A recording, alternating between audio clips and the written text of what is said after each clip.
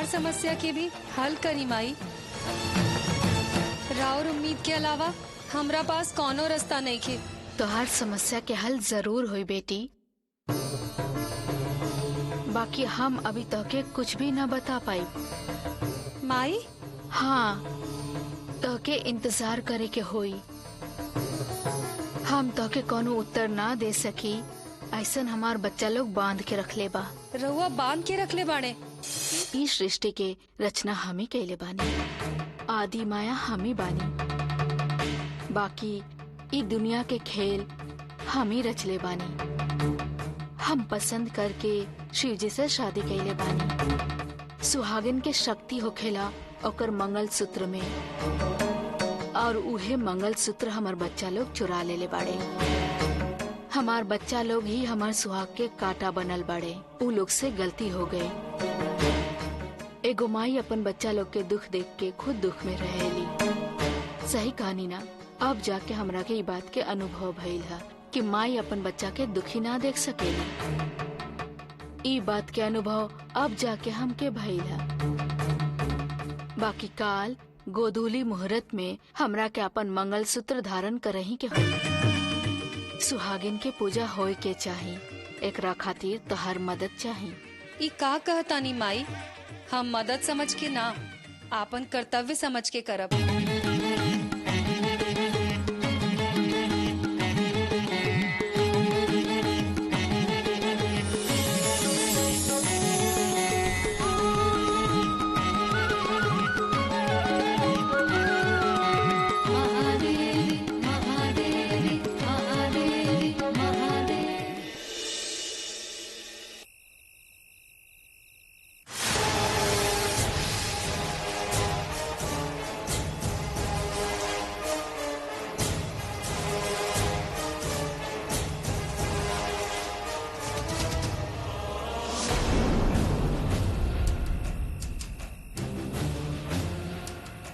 मान गई नी तोरा के मारकंडे, मान गई नी। हमेशा लड़की के पीछे भागे वाला तू आज हमने जैसे कहनी वैसे ही ईमानदारी से कर रखवारी कैला तू। शाबाश। ना कल की तू अपना माया से बिल के चारों दिशा से बंधले बाड़ा। तोहरा अलावा बिल में और केहू ना जा सकेला था। हमरा के काहे रखवाली करे के रखले बा? अब सगुन के 100 गो रास्ता बा मारकंडे। दोनों कारण से काम में विघ्न ना पड़े के चाहिए। अगर हमने से बड़ शक्ति हमने से बाँच के नुकसान पहुंचाई तो फिर हमने बस हाथ मलत रह जाइबे। यही से पहले ही सावधान कर रहल बानी। हमने के सचेत रहे के पड़ी। कल की काल पूजा के बाद कल जाए। काल सूर्यास्त भइला के बाद हम और भैरव तालाब के किनारे पूजा शुरू करब। ये एक तरह के बहुत कठिन साधना है। ठीक से सिद्धि भइल तब पूरा तालाब हमनी के वश में हो जाई। कोनो प्रकार से पूजा भंग ना होके के चाहिए। ये ध्यान रहे कि ये पूजा में स्त्री के प्रवेश वर्जित बा। दोनों लड़की ना आ पावे, ध्यान रखे के होखी।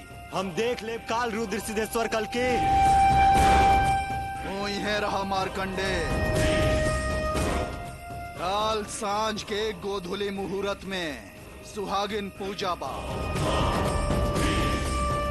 तब तक माई त्रिपुर सुंदरी के मंगल सूत्र बिल छोड़ के उनकर गला तक ना पहुंचे के चाहिए।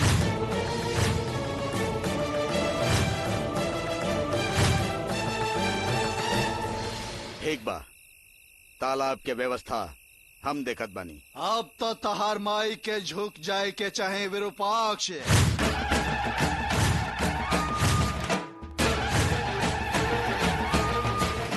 दू गो मार सह सकीला, लेकिन वो माई के सहल नामुमकिन बा।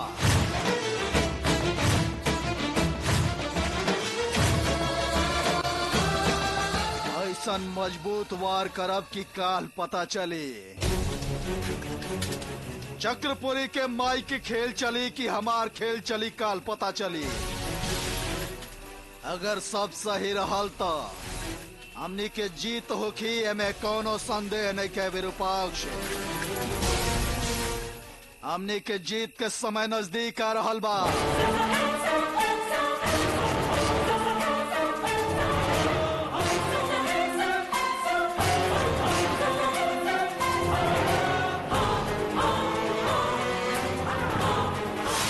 बाबा हमरा ऐसा लागत है कि कुछ ठीक नहीं क्या होगा। का हो गई रुद्रा? बाबा हमनी के यहाँ काहे खातिर आयल बनी?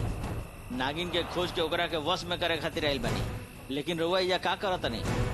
उ कलकी और दिव्य शक्ति के बहुत गलत उपयोग कर रहा बा। बाबा हमनी के ओकर मदद करे के चाहिए का? रुद्रा ये कल की सामान्य इंसान नहीं खे, अघोर शक्ति के वश में केले बाओ। हमरा से ज्यादा नहीं खे तबो हमरा जितना शक्तिशाली बा। हमरा इस चक्रपुरी में पैर रखते हमार शक्ति सिद्धि सब ओकरा पता चल गई, जैसे हम जान गए रहनी। उ रउआ जैसा शक्तिशाली हो सकता बाबा, लेकिन हमनी के ओकर मदद काहे करिया? ओकरा से हमनी के कोनो फायदा बा का? हमने या नागिन के खोजे खातिर आयल बनी जा। उपयोग बा रुद्रा, ये तंत्र मंत्र के बात है, तोरा समझ में ना आई। सिर्फ इतने ना, पूरा चक्रपुरी में ओकर माया के शक्ति के प्रभाव बा। ओकर सहायता के बिना हमने चक्रपुरी में कुछ भी ना कर पाए। उ सब ठीक बा बाबा, लेकिन उ नागिन नागिन के खोजल हम नहीं के छोड़ ले रुद्रा। केहू के सहायता खातिर हम अपन काम ना भुला सकीला, बिल्कुल ना। ओ नागिन के हम खोज के ही रहा, वो ही चक्रपुरी में निश्चित आई, आके माता के सहायता करी। माता के ये बंधन से मुक्त होके में उनकर सहायता जरूर करी। ये बात रुआ इतना विश्वास से कैसे कहता नहीं बाबा? रुद्रा चक्रपुरी में केहू ऐसा ही ना आवेला। ये कोनो सामान्य जगह नहीं है, बहुत प्रबल शक्ति पीठ बा। नागिन के माता याद कैले हुई हैं, यही से ओ नागिन यहाँ पक्का आई, हमरा पता चलल बा। ओ नागिन यहाँ निश्चित आई, यहाँ के माता के सहायता भी करी। ओकरा मंदिर के दरवाजा लांघे के चाहिए। दरवाजा लांघते ही हम ओकरा अपना वश में कर ले। रुद्रा एगो बात बोला, का तोरा हमरा पर और हमार मंत्र शक्ति पर कोनो शक बा का? ना बाबा, हमार कहे के मतलब ही ना रहे। एजा आके हमनी के समय बर्बाद हो रहा बा बाबा, राव शक्ति के केहू दुरुपयोग कर रहा बा बाबा, यही से डर लगता। तो डेरा मत रुद्रा, नागमणि हम हासिल कर ले। हमने उ लोग के श्री चक्र पावे में सहायता करा, तो उ लोग के हमनी के नागमणि पावे में सहायता करे के पड़ी। ये चक्रपुरी के सीमा लांघे से पहले ओ नागिन हमनी के वश में होके ही रही। ई भैरव के जबान बा। जय महाकाल।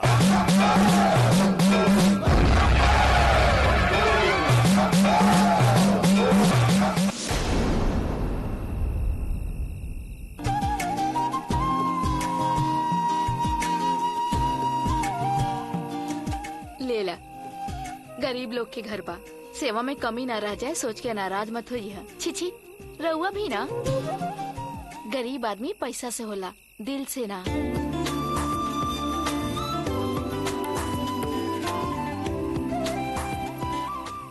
आजकल के समय में के कर इतना सेवा करेला, हमके एजा आके बहुत खुशी भइल। देखी हमने भी गरीबी से आइल बनी, तकलीफ हमने जानी ला।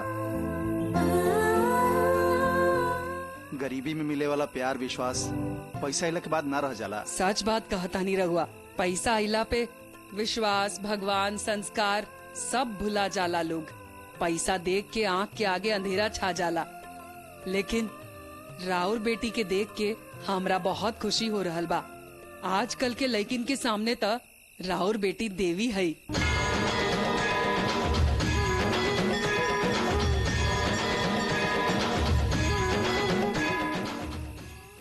देख ले लू ना, खाली हमरे के ना, इस सब लोग के देवी जैसन दिखेलू। अब तोहरो पता चल गई ना, हम जौन कहत रहनी उ सच बा। बोला हमनी के कब शादी कल जाओ?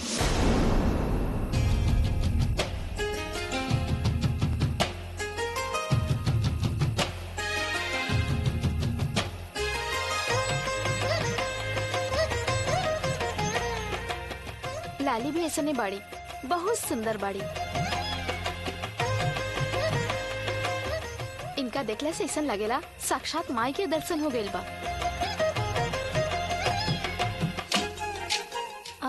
एक शादी के बारे में कुछ सोचनी है? अभी छोट बिया, बचपना बा एकरा में, और लड़का भी तो मिले के चाहिए ना। गुण बा तो रूप रंग बढ़िया नहीं खे, और अगर रूप रंग बढ़िया बा तो गुण बढ़िया नहीं खे।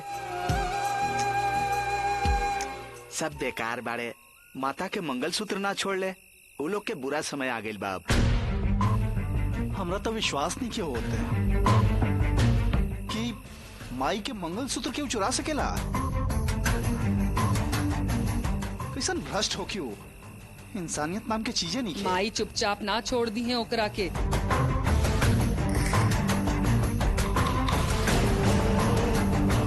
ललिता सहस्त्र नाम लेके कितना लड़की आपन मंगलसूत्र के रक्षा माँ से करवावेली।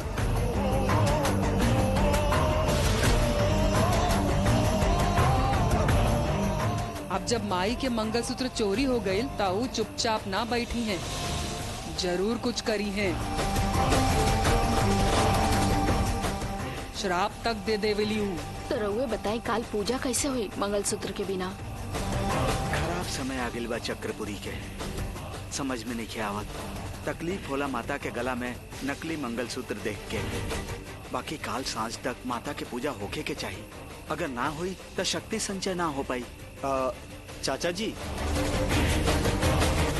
मंदिर में गहना रखल जाला खुशी खातिर, सिंगार करके भक्ति दिखावेला। बाकी रउआ तो कुछ औरे कहता नहीं। चक्रपुरी के माता के मंदिर कोनो सामान्य मंदिर नहीं खे, ई माता के शक्तिपीठ है।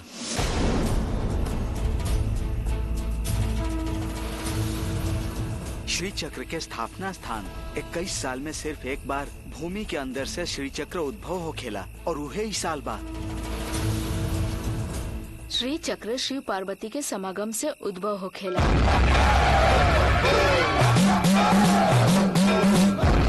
और ओकरा के शक्ति मिले खातिर मांगल्य पूजा होके के ही चाहिए। वो दुष्ट लोग के दुष्कर्म के वजह से इस साल सुहागिन पूजा ना हो पाई, और पूजा ना हुई तो श्री चक्र उद्भव ना हुई। जरूर होई, चक्र उद्भव जरूर होई।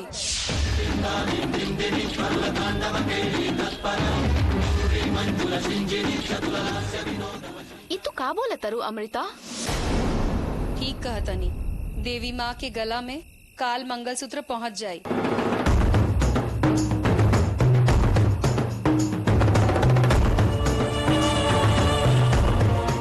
माई के केहू ना हरा सकेला, ई काम नामुमकिन बा।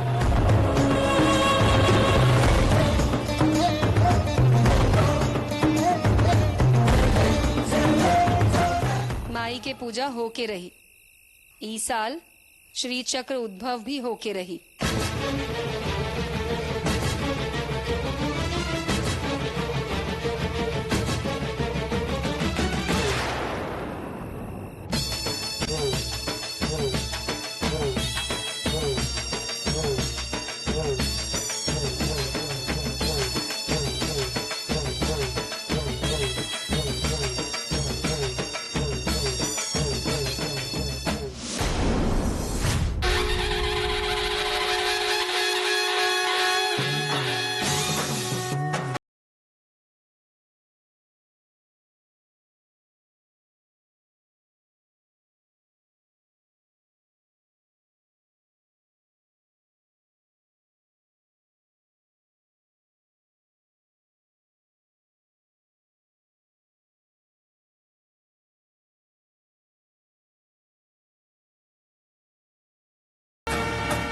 तोरा के हमरा देख के गर्व महसूस होत होई ना? माता के लइकन के देख के गर्व होके के ही चाहिए। और तब कितना सता रहल बाड़ू माँ तू। बच्चा लोग के चाहत और तकलीफ के समझे के चाही तोरा ना। ओकरा बदले हमरा जवन चाही ओकरा तू अपना पास छुपा के खेल खेल रहल बाड़ू। ये तोहार न्याय बाका गलत बात बा माँ। परवाह नहीं खे, अब हमरा तोहार सहायता के जरूरत नहीं खे। हमार लक्ष्य हमरा सामने बा। तोहार शक्ति कम हो रहल बा और हमार शक्ति अब प्रबल होते जा रहल बा। अब समय आ चुकल बा माता। हम अपन शक्ति अब तोहरा दिखाई। आज सांझ के हमार खेल प्रारंभ हो जाए। तोहरा आंख के सामने ही हम श्री चक्र अपना हाथ में ले ले।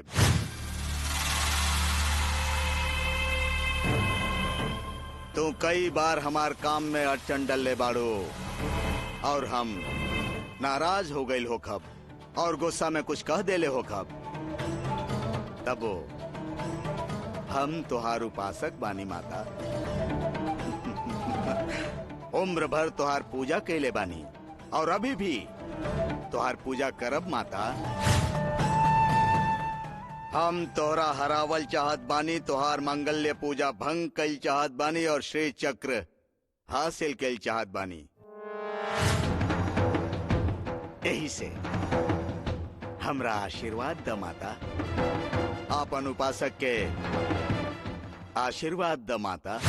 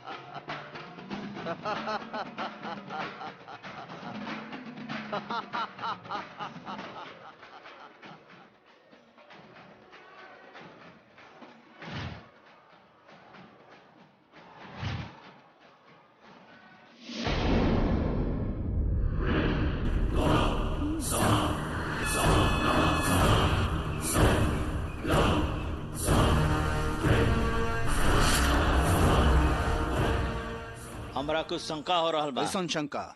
रुद्रा के अनुमान ही बाकी हमने के शत्रु नागिन चक्रपुरी में प्रवेश कर चुकल बिया और वो मनुष्य रूप में, और माता के आशीर्वाद से ओकरा वजह से मांगल्य पावल चाहत बड़ी बा न रुद्रा?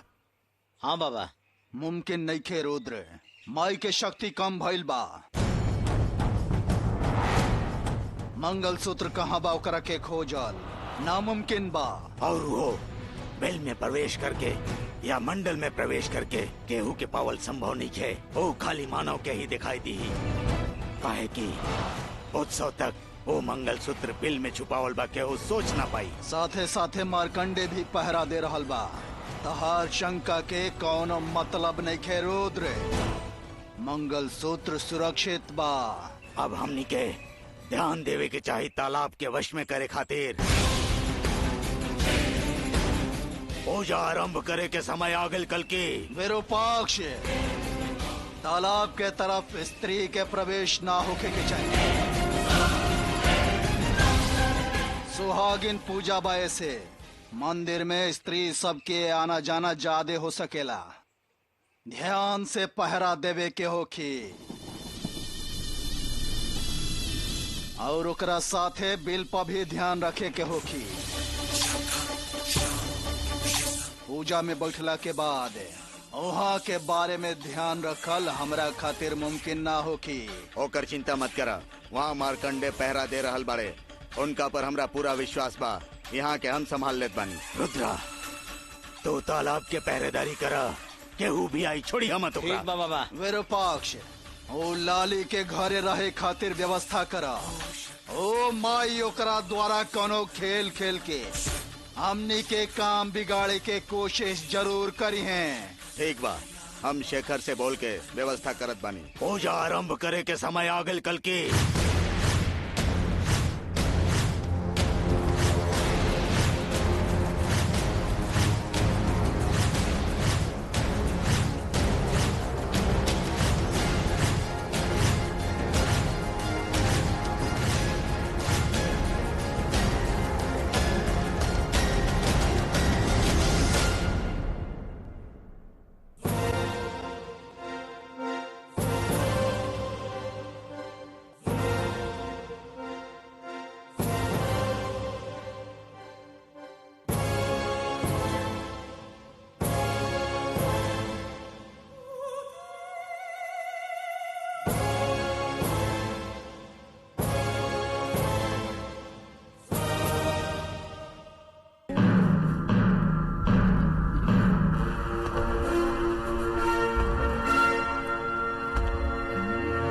जय महाकाल।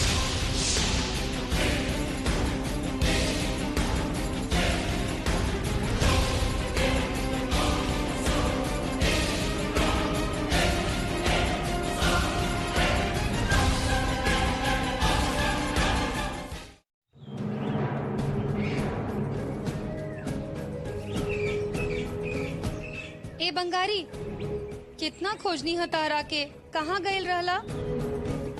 मुंह भी देखल पसंद ना बाका। सुना बंगारी, तू कैसन हो गइल बाड़ा? कुछ तो बात करा। बंगारी, हमरा से तनिको प्यार दया नहीं खेका है ने? देखा बंगारी, ठीक बात छोड़ा, हम भी तारा से बात ना करब। जा तनी हम।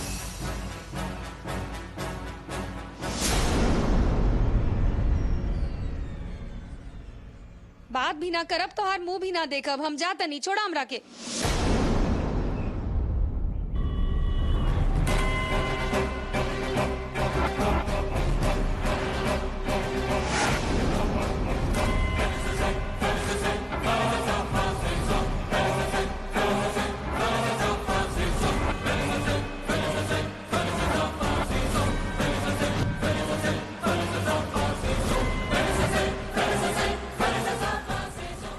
मारकंडे इजा का करत बा? हमरा का मालूम? हा, हमेशा ओकरे आगे पीछे घूमत रहेला। तोहरे नहीं के मालूम? पता ना। ओकरा से मिलके तू भी ओइसे ने हो गइल बाड़ा। तोहरा के का कहीं हम। लेकिन वो गांव में रहे वाला है, वो जंगल में का करता? कुछ ना कुछ षड्यंत्र कर रहल बा। लेकिन का षड्यंत्र कर रहल बा? हमरा कुछ नहीं के पता। ए बंगारी, रुक जा ना। थू।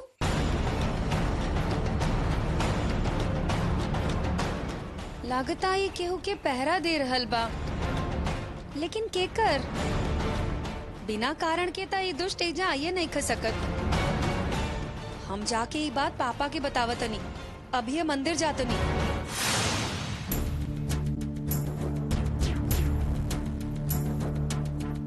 हम इतना कोशिश करत बानी, तब वो नहीं के पता चलत मंगलसूत्र कहाँ बा।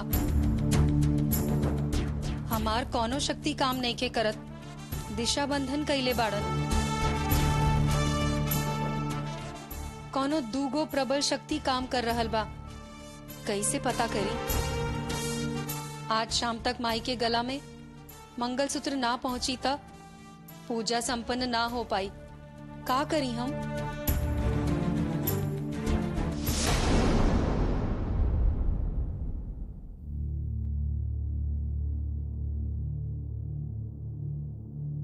अरे अमृता, हमरा रहते तू काहे चिंता करत बाड़ू? तू हमरा के बोला ना, चिंता चुटकी में गायब कर दे। ओकर जरूरत नहीं खे। अब ठीक बा, बाहर चल के बाहर चल के आओ के। हम ना जाइब। अरे अमृता, हम तारा के कोनो बाजार बगीचा जाए के नहीं कहत, मंदिर जाए के कहतानी। ना जाइब। अरे अमृता, बगल में खड़ा होके हमरा कुछ मांगे के बा, एक बार चला ना। तहरा मांगे की बात हम काहे आई? हम साथे ना आइब। Please please please please Amrita, चलो ना। ना आई कहनी ना। अमृता जाके आवा बेटी। मंदिर जाए खातिर बोलत अरे तो तारा जाए के चाही, ना जाइब ऐसा मत बोला तू। अरे ऊ लइका इतना प्यार से कहत बाता, जाके आवा।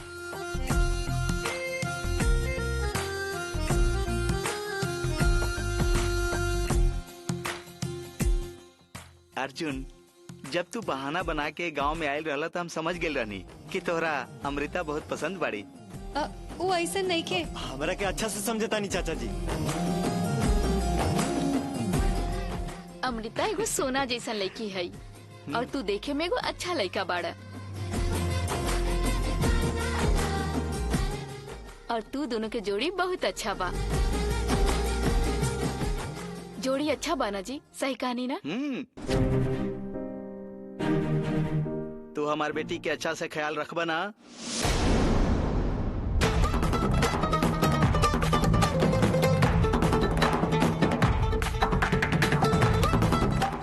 ना कौनो अच्छा जोड़ी नहीं खे। अगर तू कहे तो हम विक्रम से बात करत बानी। अरे हमरा का सोचे के बा, लइका बढ़िया बात करे में का हर्जा। बिल्कुल सही चाचा जी। शादी हो गल तो एगो सूट रहुआ खातिर, एगो साड़ी ललिता चाची खातिर, गारंटी बा।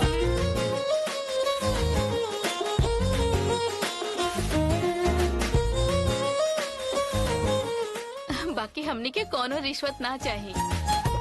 अच्छा अमृता, तू कहा तो हम सरोजा से बात करी। कुछ ना चाहिए चाची। रहुआ बोली। उनका शर्म लागता, यही से नहीं की बोल पावत। रहुआ लोग सोच के कहीं।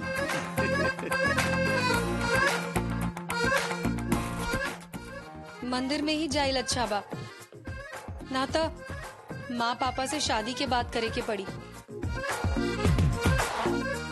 अच्छा सुना, मंदिर में ही जाए के बाना। आवा चलल जाओ। थैंक यू चाचा जी। जाके आवा। जोड़ी अच्छा बा, सही कहानी ना?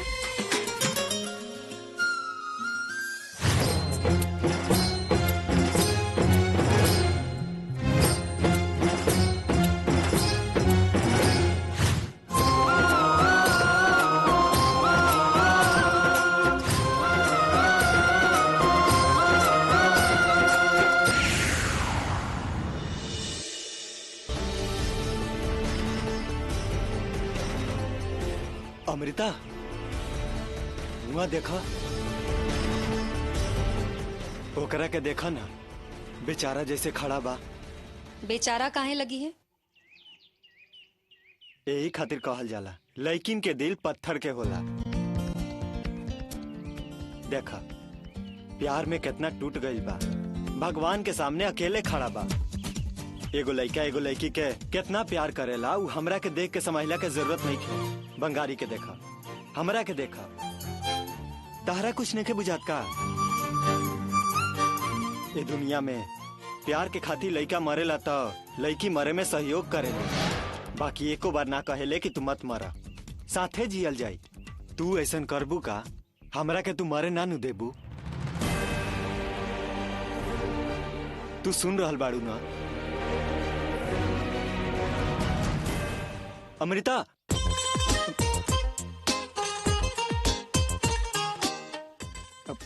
ए अमृता, हमार बात सुना। ये किस्मत होला, मंदिर में आयल पुण्य के काम होला। फिर भी जौन कहानी उ सच बा। हम और बंगारी एगो बस एग्जाम्पल बनी जा। हमनी के जैसन प्यार करे वाला गली गली और जिला जिला में मिलेला। ए अमृता, सुना, रुका ता। हमरा का करे के चाहिए पते न चलेला। सुंदरी के मरला इतना दिन हो गईल, ओकरा बाद भी ओकर याद ना जाला। कबो कबो याद आवत रहेली। हमरा ओकर मौत के बदला लेवे के बा। ओकर मौत के जे कारण बा, ओकरा सजा देवे के बा, हमरा याद रहेला। बाकी लाली से दूर रहल भी तो अन्याय बा ना? काहे खातिर दूर रहे के बा? हमरा जे पसंद बा, हमरा ओकरा साथे रहे के चाहिए ना। बाकी साहब जी कहले लाली से दूर रह, तबे सबे खातिर अच्छा हो की। कबो कबो उ हो हमरा के अच्छा कहली। और हमरा के लाली न बहुत पसंद करेली, लेकिन उनका से बात ना हो पावेला। इतना दिन से हम अपन मन में रख ले बनी। हम का करी, हमारा कुछ समझ में ना आवेला। हमार दिमाग के दही हो गइल बा। लाली के हम बहुत पसंद बा ना? तू का आ गेलू यहाँ? आगे बोला ना। लाली मतलब? कुछो ना। हमरा पता बा, पसंद है ना? हम कुछ और बोलत रही, तू ना समझबू। ए तुम्हार क्या देलू? फिर तू पागल जैसन बोले लगला। हाँ हम पागल हैं, तू जा। ए रुक जा ना। हम फिर से कहता नहीं, हमरा पीछे मत आवा। आई का करबा? देखा था, सच्चा प्यार यह होला। हमनी के देख के कुछ लगेला? कैसे लागी? लेकिन के दिल तो पत्थर के होला। बस प्यार खातिर तो हमनी जैसन गरीब मरेले बस। माई त्रिपुर सुंदरी, तू ही रक्षा कर। तू तो आईबू ना, हम ही मंदिर जाके मांग के आवतानी। का मांगब पूछबू ना का? हम ही बता देत पानी। मंगलसूत्र पहनावे के भाग जल्दी से आवे, हम ही मांगब। ठीक बा, तू गुस्सा काहे होत बाड़ू? हम जल्दी आवतानी।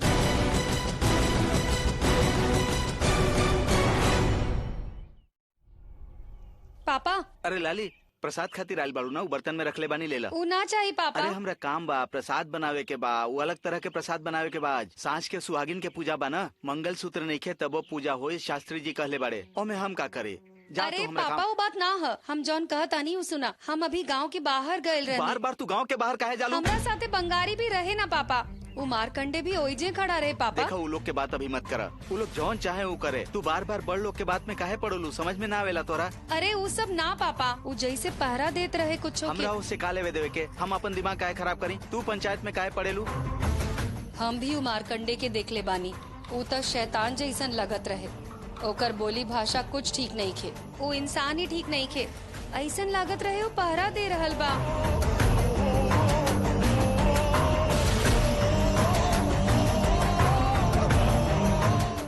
का देखलू हा तू? गांव से थोड़ा दूर पे एगो जगदम्बा माई के मंदिर बा। वहाँ एगो बिल रहे, वो बिल के पहरा देत रहे। का पहरा देत रहे? सांप के पहरा देत रहे का? वो सांप के पहरा काहे दे? दिमाग खराब बा। तू इस सब बात के चक्कर में मत पड़ा। और सुना बेटी, तू एक बात में मत अइहा।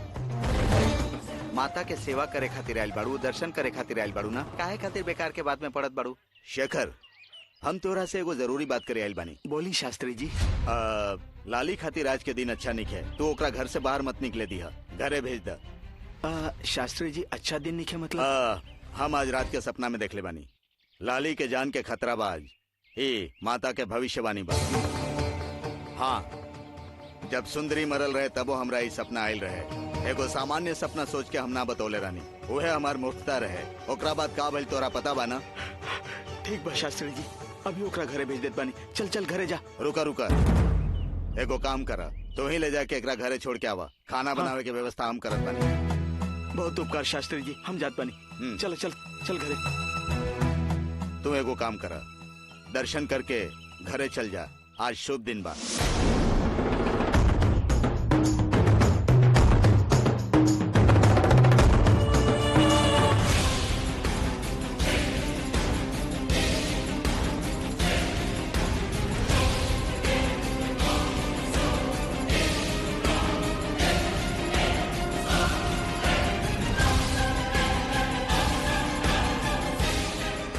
भैरव,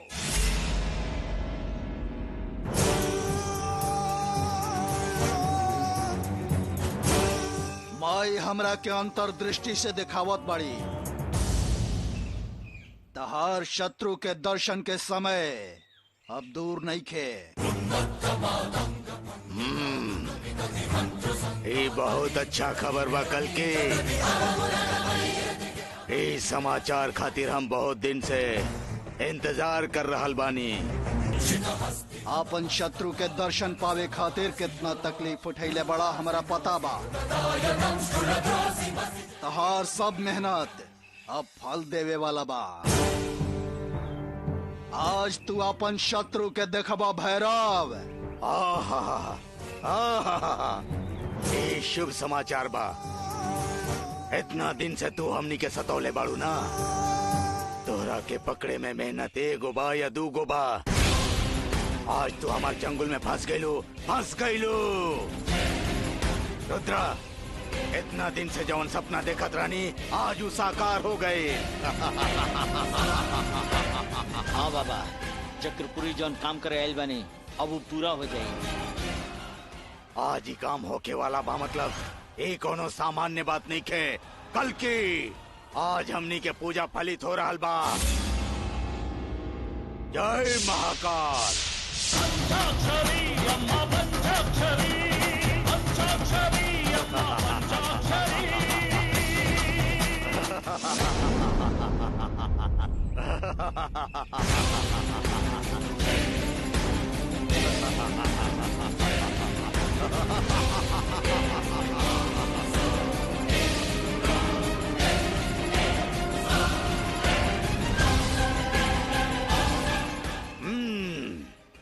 अब हम देखत बानी कि कौन शक्ति हमनी के पूजा में अड़चन डालेला। ए तालाब के पास कौनो लड़की आवे ना पाई, आ जाई तो जिंदा ना बची। ए तालाब, एकर जल, सब कुछ सब हमार काबू में हो गइल बा। हाँ भैरव, हमनी के बुलावल शक्ति अब काम कर रहल बा। पूरा तालाब के चारों ओर के हवा काला हो रहल बा। तालाब के पानी गर्म हो रहल बा। हमनी के पूजा सफल हो रहल बा। हमार विश्वास दुगना से भी ज्यादा हो गइल बा। हमरा नागमणि मिल जाई और तोहरा श्री चक्र मिल जाई। हमने दोनों जवन चाहनी वो निश्चित पूरा होई कल के। ओकरा बाद इस संसार में हमनी से ज्यादा कोई प्रबल ना हो पाई। जय महाकाल।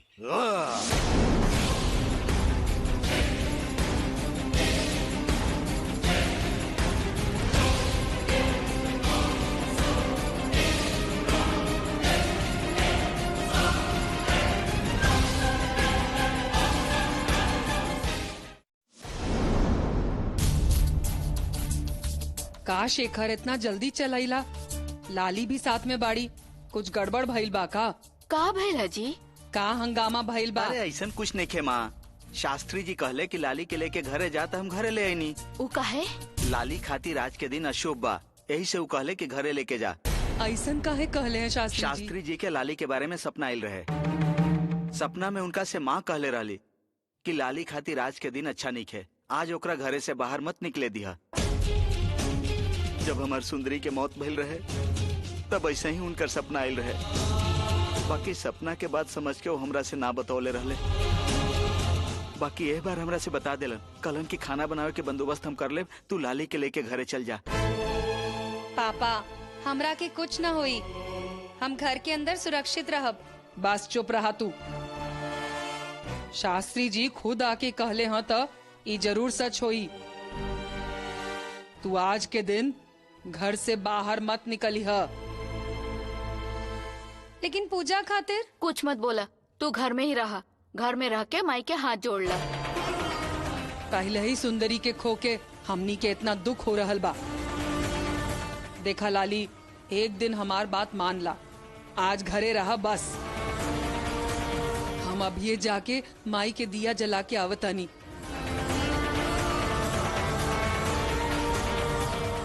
रउआ लोग बिल्कुल चिंता मत करी, हमने यहाँ बानी ना, लाली के कुछ ना होखी।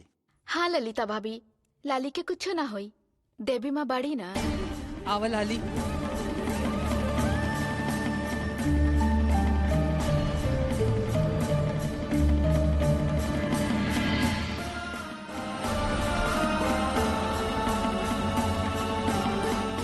देखा, हम ई सब तहरा पे गुस्सा के नहीं करत, तो हर भलाई खातिर करत बानी।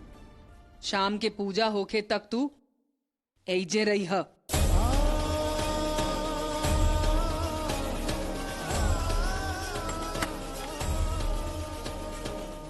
तू चिंता मत करा शेखर, हम एजे रह के पहरा देत बानी।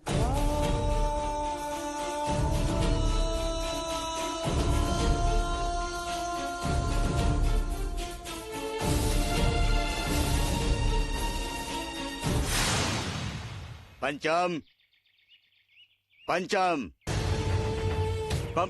शास्त्री जी, पूजा के सब तैयारी हो गई का? अभी तक तो ना अरे का ई पूजा में कोनो परेशानी ना होके के चाहिए। सारा तैयारी ध्यान से करिया।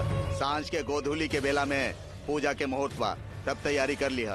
ना शास्त्री जी, हम कहत रहनी की शेखर के बेटी के घरे छोड़ के आवे खातिर काले रानी वो अइले का।